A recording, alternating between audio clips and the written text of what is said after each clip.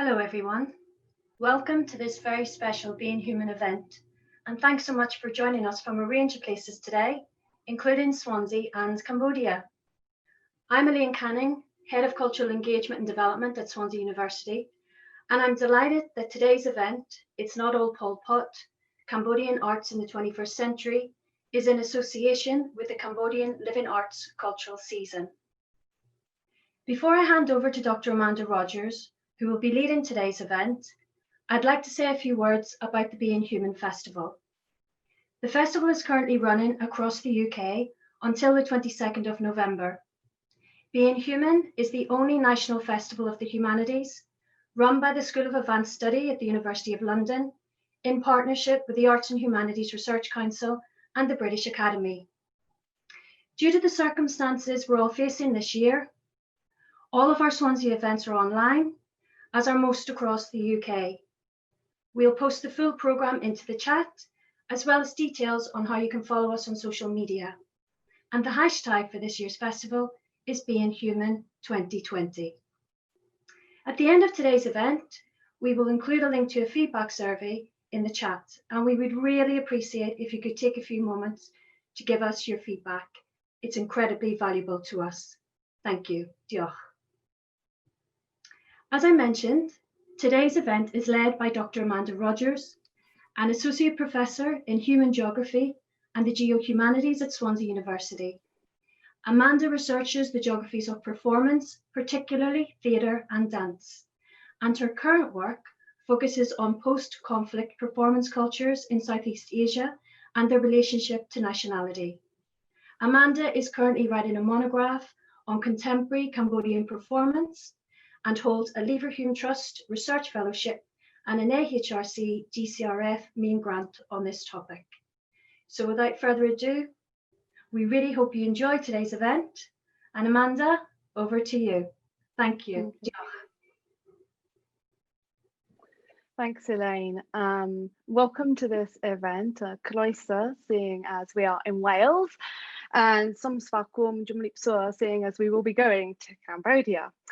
So I'd obviously like to welcome and introduce our dancer choreographers, Choung Veasna, who has created a piece that we're going to show called The Dark, and Sok Nalys, who's also created a piece which we're going to show called The Pillar.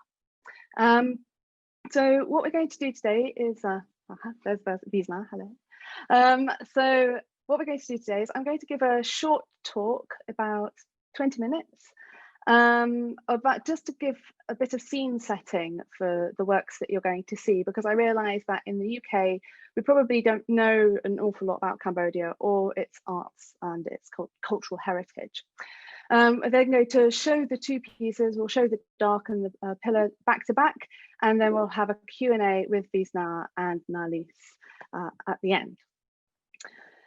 So before I kind of embark on this, I have to highlight that the performances you're going to see today and the research project that they're part of have been funded by the Arts and Humanities Council, Research Council UK, and the Global Challenges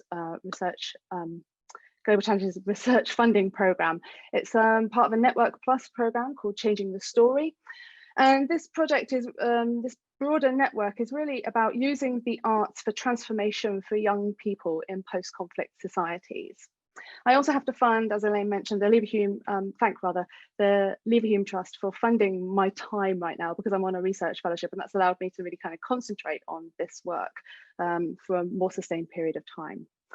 Now, I am aware that there are audiences here from Cambodia and also from the Cambodian diaspora, and I've been learning Khmer for a couple of years now, properly. And I told my Khmer teacher about this event, and he said I had to do a short introduction in Khmer to kind of get over my fear of speaking it. So I'm just going to do a short 2-minute welcome in Khmer for audiences in Cambodia.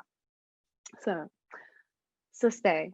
Som svakum makang kabite lobosyong stay ambi salabak Khmer knong satavoti mope moi. Knyom chmo Amanda.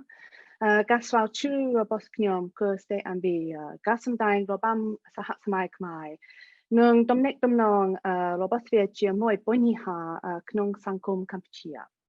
Knyom kompong sase silpo ambi gasral chlu ni. Knyom je next latu nomuk lo kumlong ga bangkat salabak sahat samai nung lopiep sandain dial blakot dari blodit nien knong jomnon Yuvichin Kampuchea. Knyom kompong sahat ga je moi Cambodian Living Arts salabak Khmer romata nung lo kin lexme the Centre for Khmer Studies lo kumlong ni. Kumlong stro chlu robos yong tuga ve pet big de barom robos salabak ga ve Khmer Kampuchea nung domhalga chnai blodet robos buke. Gasandang gangbi dari lok Choung Veasna nung ganya lok Sok Nalys daliong nung banghain daut nai ni drofan sandang knong lodegal vopator chnam bipon mope lip jam dari kla kram blotin bok adatsanyan buke bukyong. So okantran.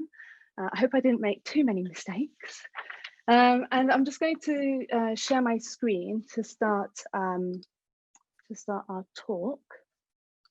So hopefully you can see this. Okay. So in Britain, when we think about Cambodia, we think of two things, maybe three, depending on whether or not you've been there. So the first is, of course, the Khmer Rouge. The second is Angkor Wat. And the third is maybe classical dance, classical Cambodian dance, or there are various ways of translating the form name, but I use the phrase Robambaran. And particularly if you've seen a classical dance in Cambodia, you probably saw this, which is an Apsara dance.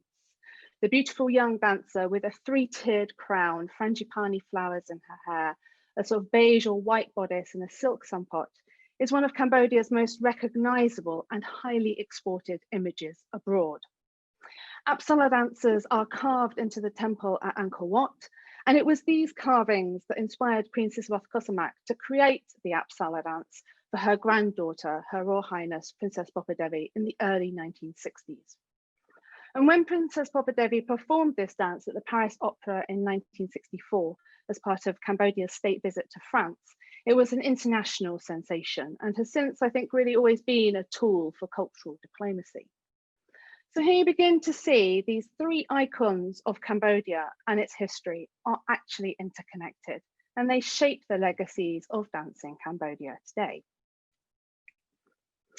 So for those of you who don't know, the Khmer Rouge is a regime from 1975 to 1979, so now over 40 years ago. And it's been a defining moment in Cambodia's history. Pol Pot is the leader of the Khmer Rouge, and when they entered Phnom Penh, the capital of Cambodia, on the 17th of April 1975, they began a program of mass evacuation of Cambodian cities, moving populations into the countryside as forced labor in an attempt to build an agrarian socialism that was free from elite capitalist corruption. And so this was the Khmer Rouge's attempt to build a year zero society, to start again, to create a world where everybody would be equal. But as is well known, these years were filled with torture, famine, illness, and violence. And it is estimated that nearly 2 million Cambodians died during this regime, which is about a quarter of the population at that time. And this era has been the subject of extensive academic and popular scrutiny. So films like David Putnam's The Killing Fields, Angelina Jolie's adaptation of First They Killed My Father for Netflix, and of course, the work of Cambodian filmmakers themselves, most notably Ritipan.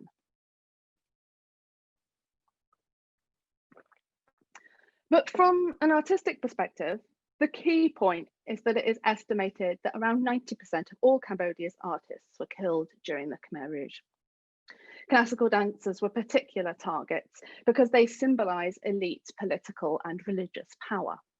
We know that dancers have performed for the king and operated as intermediaries for the gods since at least the 12th century. And conventionally, classical dance depicts stories from the Limke or the Cambodian Ramayana, and is therefore seen as a sacred form of movement.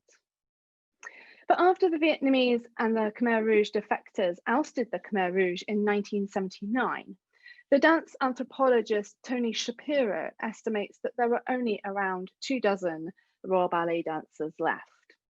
And together they collectively remembered and reconstructed the intricate classical dance repertoire and taught it to a new generation of students.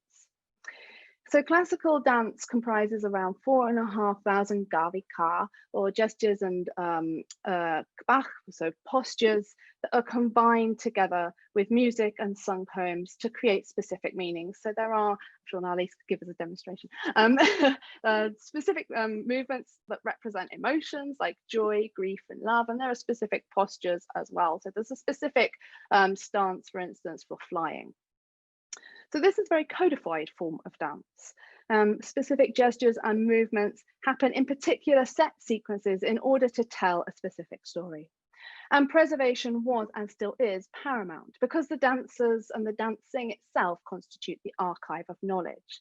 Not only were song and dance books lost, shall we say, during the Khmer Rouge, but classical Cambodian dance is also traditionally taught by sight and by touch. But despite the restoration of Cambodia's dance heritage, many songs, dances, and ballets, and indeed forms, art forms as a whole, have never been reconstructed and are considered lost. But it is this incredible story of artistic survival and reconstruction that young artists still encounter and have to navigate in different ways. Cambodia has a very rich and diverse performing arts heritage. So classical dance is only one form. I think there are 25 different performing arts forms alone. And some of these are actually protected through UNESCO frameworks related to the intangible cultural heritage of humanity. Yet this heritage is still seen as being under threat because master artists are now old, many are dying, and this is something that I have also encountered in my own research where artists have died during the period I've been researching this topic. But they're also concerned about what they see as the degradation of the art forms that they worked so hard to protect. So it's a quote from Nalys from an interview we did with her. And most of them don't encourage us to do contemporary dance because they're afraid that we will ruin what they taught us. And the reason this is a concern is because Cambodia is now predominantly a young country. The United Nations Development Programme states that 65% of Cambodia's population is now under the age of 30. And this is what this generation is what the academic Marianne Hirsch calls, in the context of the Holocaust, the post-memory generation. That is to say, they have no experience of the genocide, and so their memories or knowledge about the Khmer Rouge is secondhand. It comes from their parents, family, friends, and from their teachers. So this young generation has grown up in a neoliberal, globalized Cambodia, one that has actually been relatively peaceful. Now, I don't like to draw, academically speaking, a sharp distinction between war and peace. There's a lot of work that's been done on how these are not discrete, definable states. And this is partly because, for me, the legacies of the Khmer Rouge are still reverberating even now, 40 years later, but also because the political climate in Cambodia can be, I think the best word is volatile.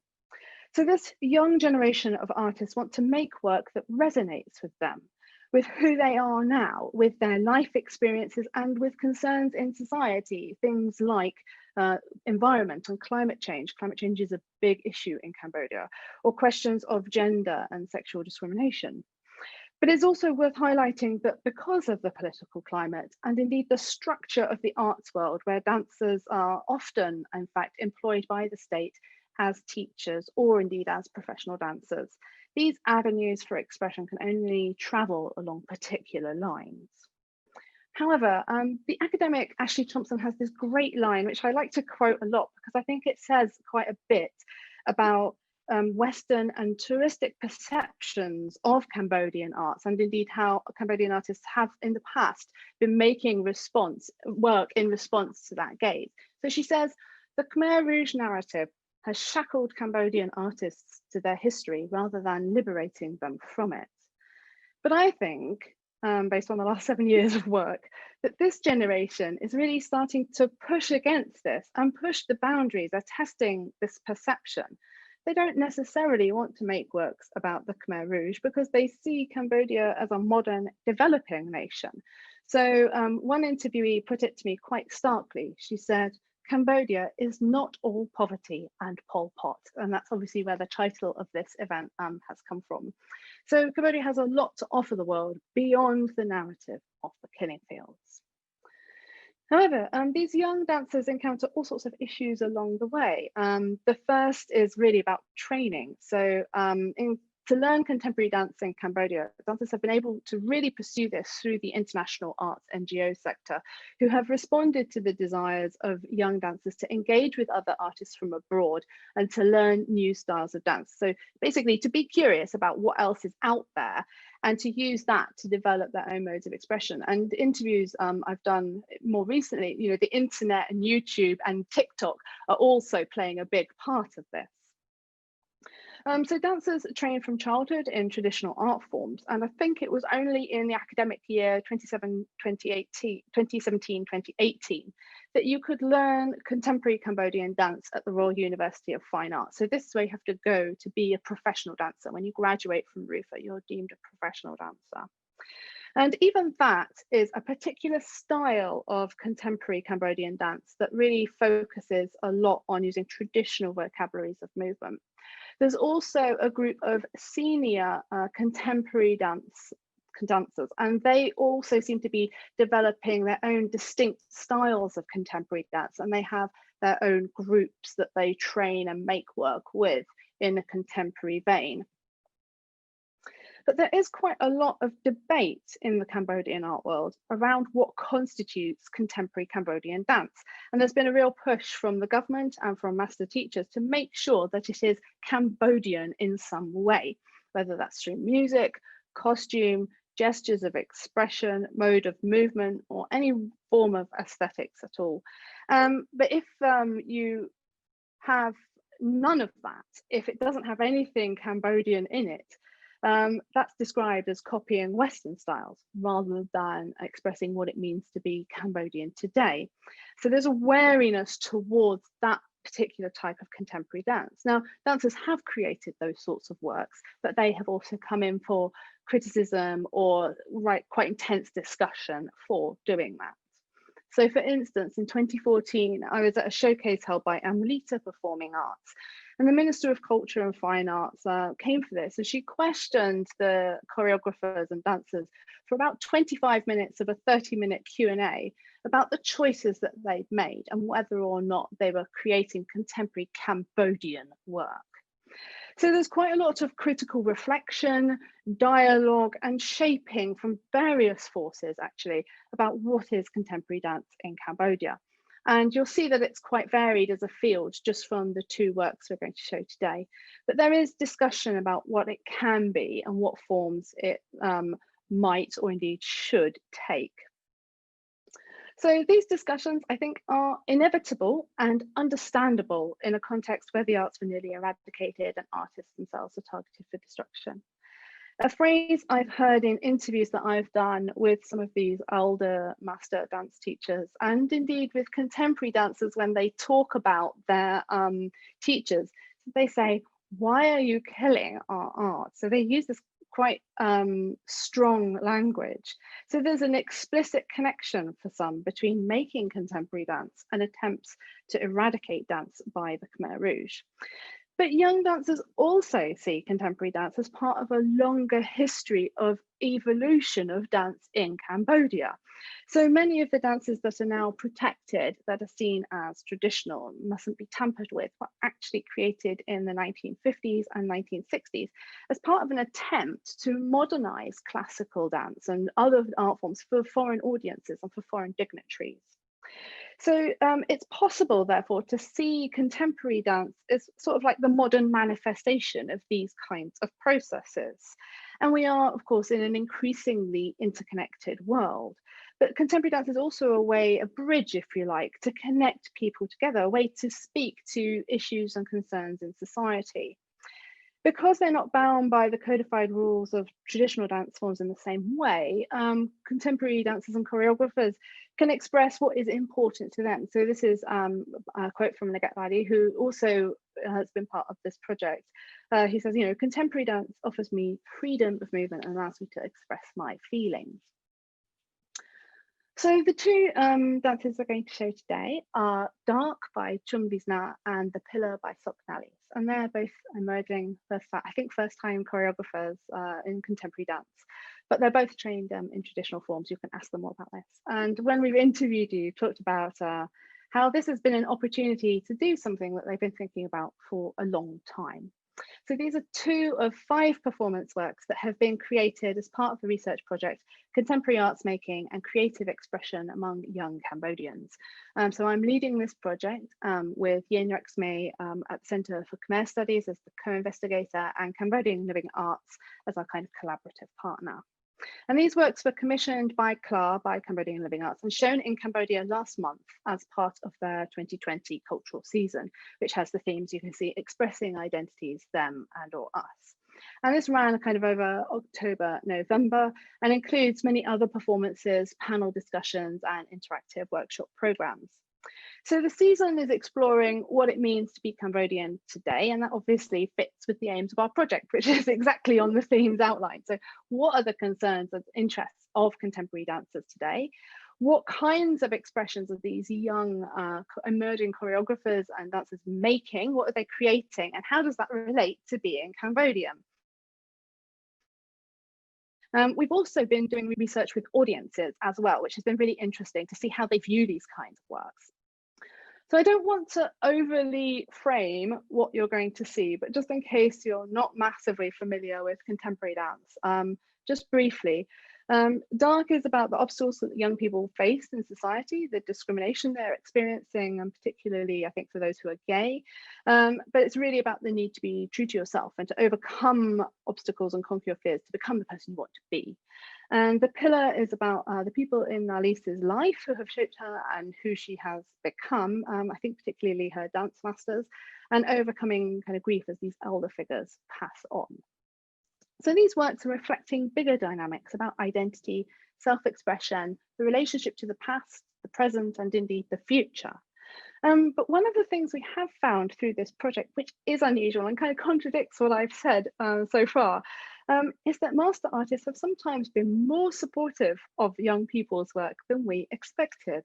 So on another piece that we've been working on by the Art and Environment Music Band, we found master artists really wanting to learn new pieces of music, new styles of music from the younger generation. And there have been other instances where teachers have congratulated young artists on the contemporary works that they've made.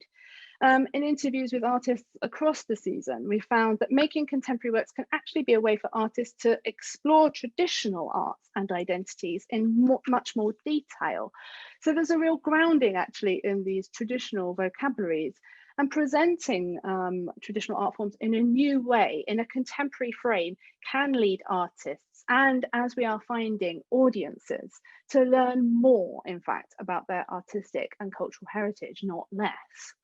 So young audiences have really loved these pieces, and what I think has been interesting is they've not just seen the pieces as artworks in themselves, but as a means for expressing voice, right? So they think, aha, through art, I can express what is really important to me. So using the art as a bridge to between the gap, as it were, between young people's concerns and those of an older generation. And it feels to me like artists are leading the way in this, and that their work is perhaps not so much a legacy of the Khmer Rouge, but instead maybe we should think about it as a much more dynamic and responsive conversation with Cambodian society today. So just before we show these pieces, I want to say a brief note about the pandemic. I'm actually doing a research project and creating work during a pandemic. So we started this project in April this year, and we had no idea how it would turn out. Cambodia was in a lockdown, like much of the rest of the world. But in actual fact, Cambodia has only had I think 301 cases of COVID and no deaths in the entirety of the pandemic. And this is because the government's been very on it and has had a very strict international quarantine. So as you can see in this photograph, audiences had their temperatures checked, their hands sanitized, they had to wear face masks, and they are socially distanced. So the theatre is about half capacity, about 100 people. And everything's done in accordance with government guidelines, but artists themselves are not required to socially distance, are not required to wear face masks.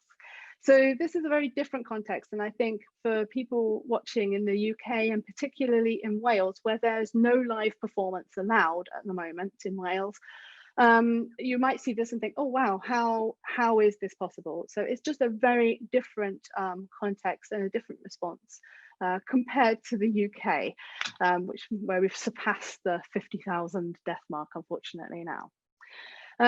However, unfortunately, this has also, as of last weekend, had to be shut down because of the government has shut down all entertainment venues. So the season has sort of stopped just over halfway through.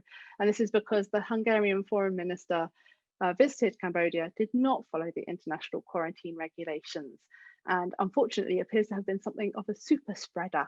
So everybody is being tracked and tested, and the government has good control of this, but everything's had to shut down temporarily. So just so you know when you are watching this. Okay, so without any further ado, I'm going to pass it back over to the Cultural Institute at Swansea to show you Dark and the Pillar. Thank you.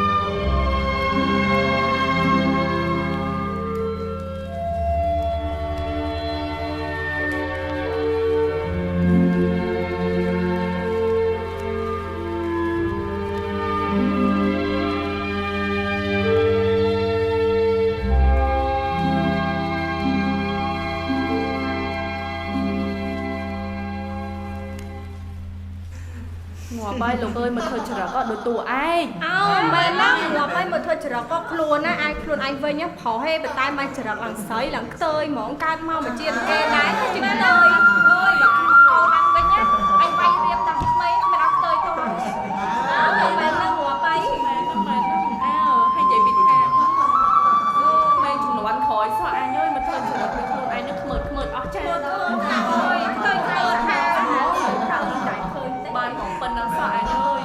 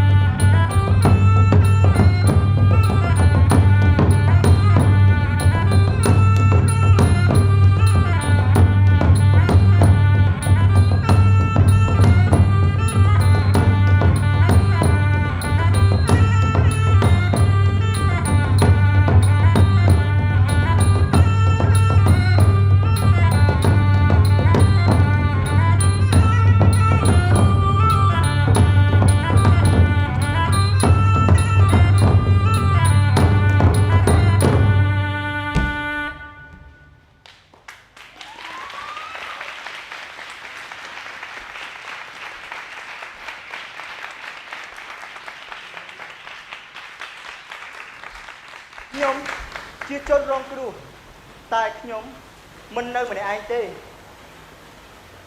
អ្នកដែលជាជនរងគ្រោះក៏មិនឯកាមួយដែរអ្នកខ្ញុំពួកយើងរួមគ្នានឹងអាចឆ្លងផុតភាពងងឹតមួយនេះបាន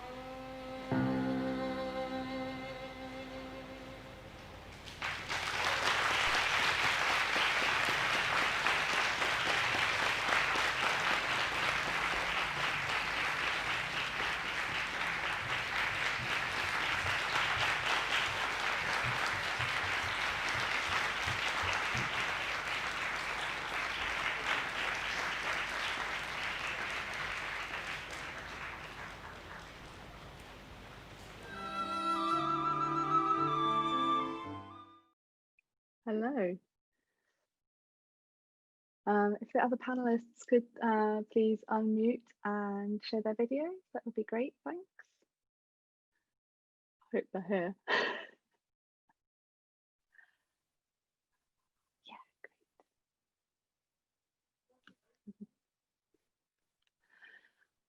Oh, thank you so much. It was really fantastic. They're really such stunning performances and both moving in different ways. I've had some really nice comments actually in the Q&A, but whilst participants, feel free to type any questions that you have for Veasna and Nalys. Put them in the chat box and we can ask them. And I'd also like to welcome also our language facilitator, translator, Vivian. So thank you also for coming, Chan. So I'm just going to start with a question that I've sort of pre-prepared to help warm everybody else up. Who are your what inspired you to make these performances? If you could tell us about the inspirations behind the making of some of these works. First of all, it thinking about the inspiration for me to make this art. It is because I've got the opportunity, especially the grant for making it happen, and it is a really big opportunity for me. I think, especially to go beyond what I was told to do and which role should I play, but it is an opportunity to explore the new world. The moment for me to ask myself who I am and what I can do and what is my identity. And the pillar is my very first contemporary piece, and the thing that inspired me to do this is as you all can see that the relationship between me and my master, and she really inspired me to do this and to go beyond my comfort zone and to explore something that inside of me, but I've never realized it before. And this is really a good and a new experience I have ever done. Oh, that's great. We should just mention that your master was Her Royal Highness Princess Proper Devi, right? Yeah. Yeah, just because I think British audiences won't know that. But that's the image at the end of the piece, is of her putting the crown on your head. Yeah. That's great. Thank you. So if Veasna, if you could tell us what were some of the inspirations or ideas behind your piece, that would be really great. អ្វីដែលជំរុញឲ្យខ្ញុំបង្កើតស្នាដៃនេះឡើងដោយសារតែខ្ញុំពីមុនខ្ញុំបានទទួលការ abuse ពីសំណាក់គ្រូបង្រៀនពីសំណាក់មិត្តភ័ក្តិនិងសង្គមជុំវិញខ្លួនធ្វើឲ្យខ្ញុំមានអារម្មណ៍ថាខ្លួនឯងចង់បោះបង់នៅអាជីពជាអ្នករាំចា៎ He said it started in the past. He was discriminated against as well as looked down by people around him. Especially started with his master, his teachers, and also some friends and people around him. And it really made him, want to quit everything and even the dance itself. ហើយខ្ញុំទទួលបានការលើកទឹកចិត្តពីគ្រូសាពីអ្នកគ្រូហ៊ុនប៉ែនដែលជាគ្រូសហសម័យនិងមិត្តភ័ក្តិដែរនៅក្នុងរបាំសហសម័យមួយគ្នាហ្នឹង But luckily, I still have the support from my own families as well as one and only teacher, Mrs. Hun Pan, and a small group of friends. វាជាកម្លាំងចិត្តមួយយ៉ាងធំដែលធ្វើឲ្យខ្ញុំសម្រេចចិត្តថាខ្ញុំនឹងធ្វើអ្វីដែលខ្លួនឯងស្រឡាញ់ហើយនឹងបង្ហាញវាទៅតាមទស្សនីយភាពដែលខ្ញុំបានបង្ហាញ So it's really a huge support for me, a mental support from me, and this is really trigger my interest to do something that I like and to show it to the public. And Nalys, I wondered if you could say a little bit about having trained in classical dance for so long. What made you decide to want to try and do contemporary dance? I've been learning classical dance since I was 10 years old. It was back to 2004, and I started it for 13 years until I finished a bachelor degree of choreography art. And in 2020, I started doing contemporary dance, and honestly, I've been so interested in contemporary art years ago, but I've never been so actively in training contemporary dance. And contemporary dance is very special to me, and after I have experiencing creating the performance, putting myself in the performance, rehearse and training and learning, as well as explore the world in contemporary art. I think it enabled me to express who I am, because if I compare it with classical dance, in classical dance, I have to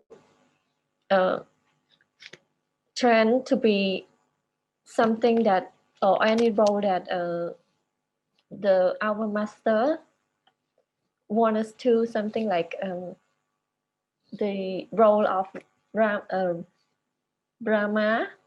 Brahrim, something like that, and I have to put myself in Brahrim role and do the role. But in contemporary art, I can tell the audience, I can show the audience who I am, who I really am, a lady with a broken soul inside because of the absence of the princess, and it is really special, and it is a thing that I've never done before, and I'm looking forward to expose myself in it in another opportunity.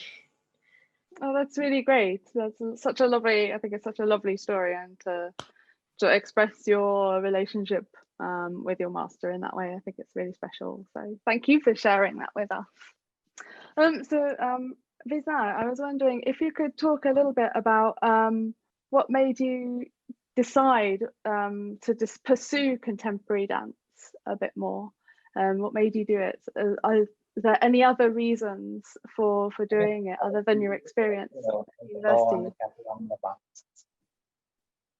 ដោយសារខ្ញុំចាប់ដើមដំបូងខ្ញុំបានឃើញសហសម័យមួយប៉ុន្តែគាត់ថាវាប្រើបច្ចេកទេសបរទេសច្រើនពេកហើយខ្ញុំជាអ្នកសិល្បៈខ្មែរខ្ញុំអត់សូវពេញចិត្តសម្រាប់ខ្ញុំដល់ពេលខ្ញុំបានជួបអ្នកគ្រូហ៊ុនប៉ៃខ្ញុំបានមើលការសម្ដែងរបស់គាត់មានអារម្មណ៍ថាវាមានរសជាតិខ្មែរក្នុងហ្នឹងហើយខ្ញុំយល់ថាវាមានភាពស្រស់ស្អាតប៉ុន្តែបែបទំនើបខ្មែរលក្ខណៈសហសម័យបែបទំនើបអញ្ចឹងណាអញ្ចឹងធ្វើឲ្យខ្ញុំមានអារម្មណ៍ថាចាប់ដើមស្រឡាញ់នៃក្បាច់សហសម័យហើយវាជាយើងអាចលាយបញ្ចូលនៃក្បាច់ខ្មែរ I used to see a performance, a so-called contemporary dance in Cambodia, and to my taste, I found it's too much Western flavor.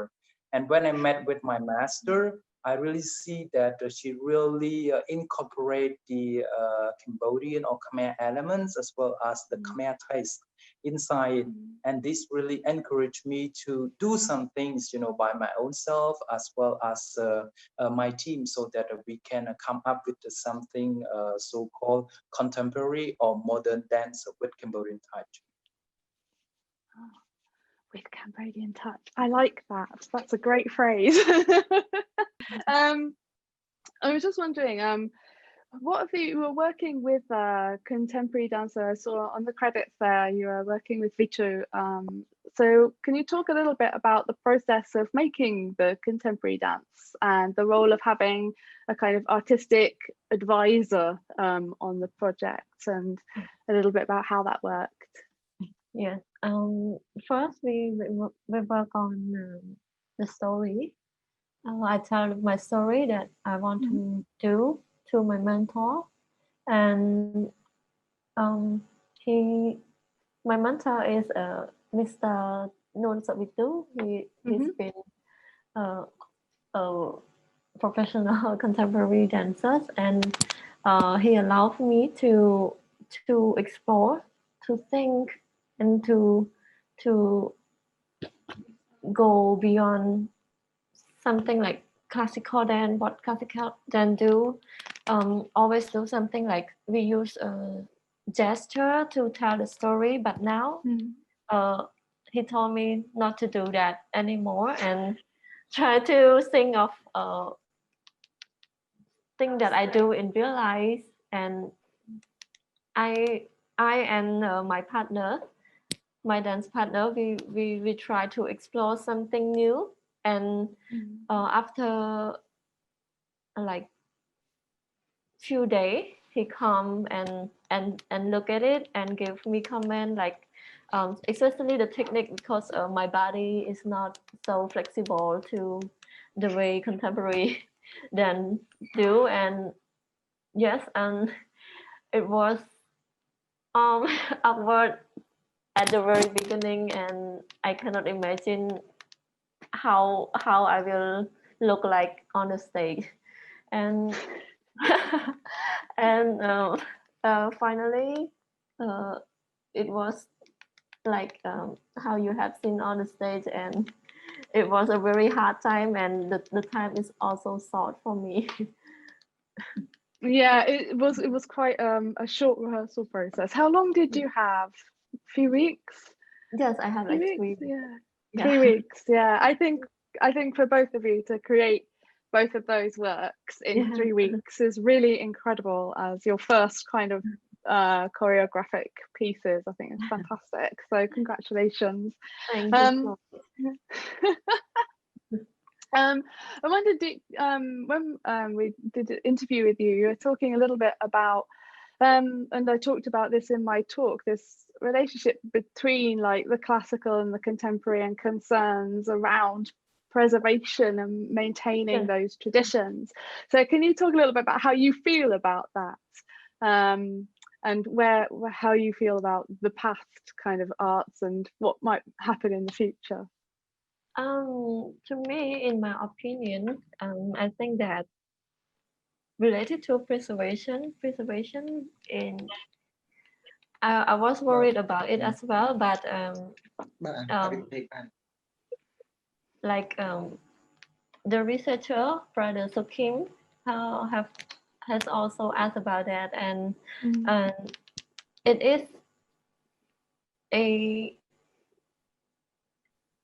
an important things for me to do after I enroll in contemporary art.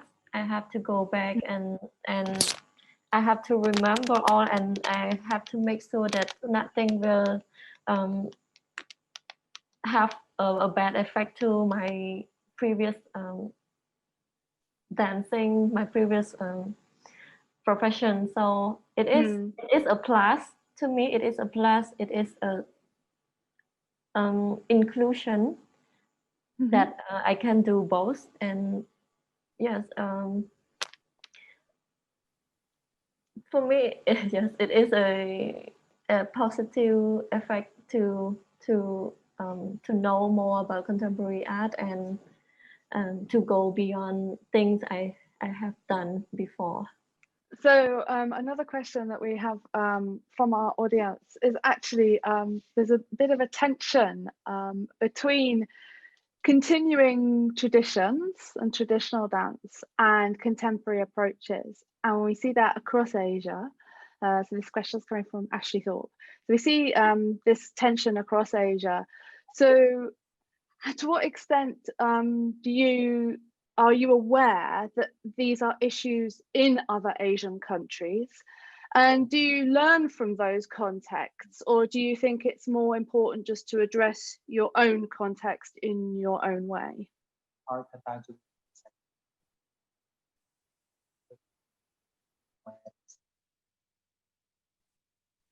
Mm.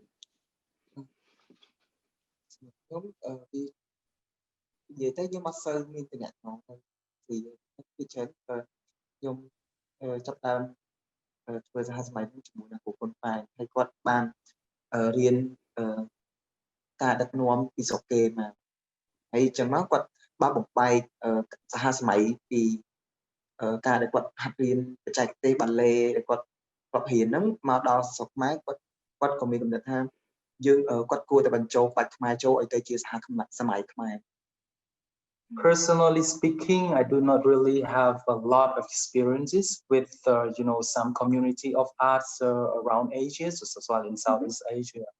I just had the experiences with my master, Mrs. Hun Pan, where she learned the so-called ballet, you know, the contemporary dance coming from the Western countries, but she's tried to mix it as well as give the color into the Cambodian context.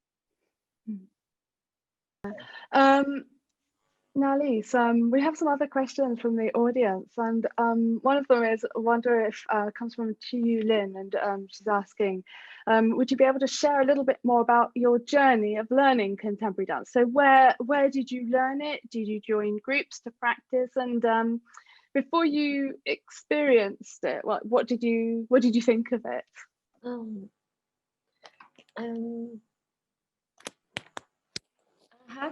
I have been watching my senior doing contemporary dance for years, and actually I was not really interested in it at the beginning because it is incomprehensible. I don't understand anything, and actually I don't want to think much about what is the meaning of the dance, what is the message from the performance, but one day I want to do something with my body, and I tell my friend, can I join your class, contemporary class with you may know teacher Bell. Yeah. Yes. Yeah, I go there, and I want to see how my body can go. How I want to actually I want to practice my body in other form of art, and I have practiced with her for weeks, and then I stopped because of the schedule. My schedule is a bit tight, and until I was given the opportunity to make a performance, and it is the start of my journey. Oh, great, thank you. Are there any more questions that we have from the audience? No? In that case, I think it would be really great. It's been a really great event, and thank you so much to both of you for joining us from Cambodia. Thank you, Ukon Choung, for joining us. And sorry. One more question. Last minute. There's always somebody last minute question. Great, Okay. great. Come on, type your question. Quick. I'm imagining, I can't see any of the participants, so I'm imagining some steam coming out of a keyboard now. Rare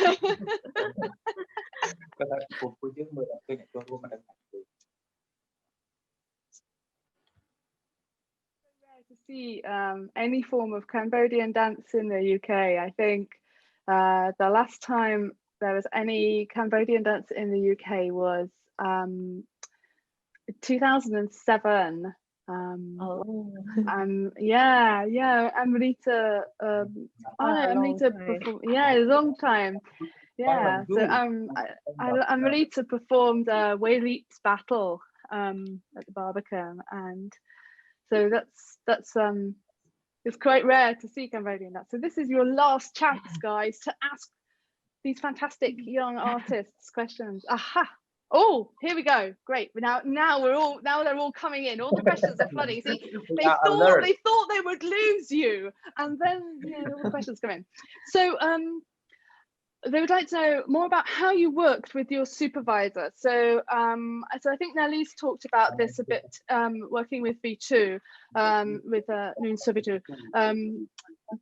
Are they like a dramaturge? So because Nalys has talked a little bit about that already with the artistic advisor. So how does Veasna, how has Phnom shaped your work? How has that relationship worked? Are they like a dramaturge? សម្រាប់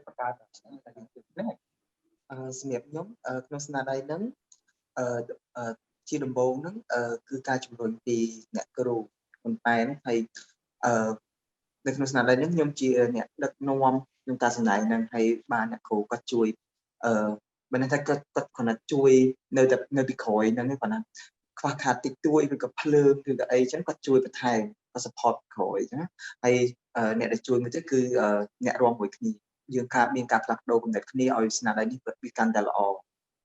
said that the three main person for his piece, the dance, is himself, Mrs. Pan, as well as another dancer, which is a very close friend, as well as also a very good collaborator.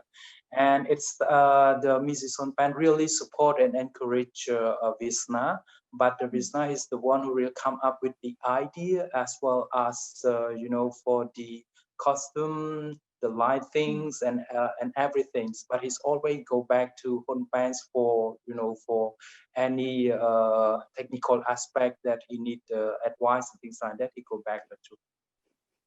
Okay, so it's kind of like a feedback relationship, kind of constant feedback. Yeah.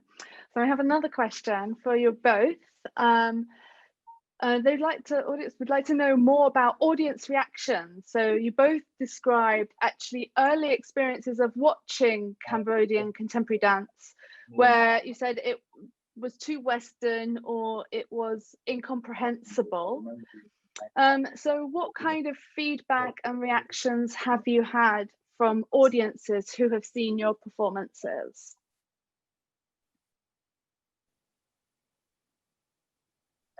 Nalys first. Nalys, go first. Nalys, go first. As I have talked with the audience who have watched my performance as well as Veasna performance, to them the two performance are easy for them to understand, and especially Cambodian people, not a large amount of them have watched contemporary art from other country a lot, and those who have watched it before, they don't quite get it, and it is hard for them to accept the new things, totally new things. But for our two performance, it is easy for them to understand, and we also include the classical dance gesture of Cambodia, and for a very first step for them, it is for me as well. I think it is like this is better for them to watch the contemporary dance, which include more Khmer gesture and more taste of more Cambodian taste before they move on to watch the contemporary dance of the global. Nice. My opinion. Move on to Veasna. And Veasna, how would you respond to that? សម្រាប់ខ្ញុំវិញនៅក្នុងស្នាដៃនេះខ្ញុំទទួលបានការសរសើរពីសំណាក់អ្នកមកចូលរួមទស្សនាហើយទទួលបានការពេញចិត្តពីគាត់ហើយអ្វីដែលខ្ញុំសប្បាយចិត្តហ្នឹងគឺគេយល់ពី ស្នាដៃដែលខ្ញុំបានធ្វើ So I receive a lot of praise from the audience, especially they are happy to see my performance. And what really cheer me up is the fact that they understand my dance. ហើយអ្វីដែលខ្ញុំគាត់ទៅសប្បាយចិត្តខ្ញុំធ្វើស្នាដៃនេះទៅខ្ញុំដូចបានលើកទឹកចិត្តអ្នកទស្សនាហើយខ្ញុំអ្វីដែលខ្ញុំចាំបានខ្ញុំសប្បាយចិត្តហើយតែខ្លាំងមានអ្នកទស្សនាម្នាក់គាត់យំគាត់ And what I really like about the reactions coming from the audience is the fact that there are some audience that they really see their story in my dance. And one of the audience came to me and cried. ហើយគាត់បានប្រាប់គាត់ក៏ជួបរឿងដូចខ្ញុំដែរហើយពេលដែលគាត់បានមើលស្នាដៃខ្ញុំគាត់មានអារម្មណ៍ថាដូចគាត់ស្រ័យដូចបានថាយើងសិល្បៈបានថាដូចយើងគេថាយើងសម្ដែងគឺក្នុងចិត្តគាត់ធ្វើឲ្យគាត់ផ្សាយគាត់ឲ្យគាត់ទូកឡើងគាត់ហ៊ាននិយាយអ្វីដែលគាត់លាក់ទុកជាយូរ That person came to me, cry, and then he told me that the story in the pieces really happened to him, and by watching the performance, it's untied the knot inside his feeling, inside his body. Oh wow, that's amazing. We have another question, which is for you both. Which is, now you have done, this is a nice question to end on. Now you've done this first piece for you both. What is next? Do you develop this piece more, or do you have new ideas that you want to explore? So Nalys, if you'd like to answer first. Yes, for sure. As I have watched it earlier, my piece, and I have advice from my senior. A lot of them, they give me advice that contemporary dance is something beyond beauty and entertaining function. And for my first performance, it is hard for me to make it abstract, to make it a bit hard to understand, but it is so clear. The story is told, and my body is still not qualified enough, and my movement is still in a limit level. And yes, and I am looking forward to making the same old piece in a better quality, and yes, sure, I'm looking forward to creating another performance in the future, something more about myself, expressing identity, but from another angle of my story. So yes, this is my wish. Oh, brilliant. Well, wish you luck with that. And Veasna, Veasna, what do you want to do with your piece next? Do you want to develop it, or have you all new ideas that you want to develop? សម្រាប់ខ្ញុំចង់ធ្វើស្នាដៃហ្នឹងសម្អាតវាឲ្យតាល្អជាងហ្នឹងហើយចូល story បញ្ចូលពិសេសរឿងពិតរបស់ខ្ញុំឲ្យក្នុងហើយទៅច្រើនដោយសារតែការសម្ដែងរបស់យើងវានីតិយើងមានកំណត់អញ្ចឹងយើងអត់អាចមានរឿងជាច្រើនទៀតដែលពីក្រោយដែរយើងចង់បង្ហាញពីអ្វីដែលយើងទទួលរងហើយយើងជួយទៅដល់អ្នកដែលទស្សនាឲ្យគាត់ក្រោកឈរឡើងបានថាគាត់អត់នៅម្នាក់ឯងទេមានមនុស្សជាច្រើនដែលជួបរឿងដូចជាខ្ញុំដូចជាគាត់ដូចជាខ្ញុំអញ្ចឹង So it's a work in progress. What I'm going to do is to clean it up and then improve it, as well as add more story and more experiences, the thing that really happened to me into this piece. Because this one, we have a limit time, it's 25 minutes.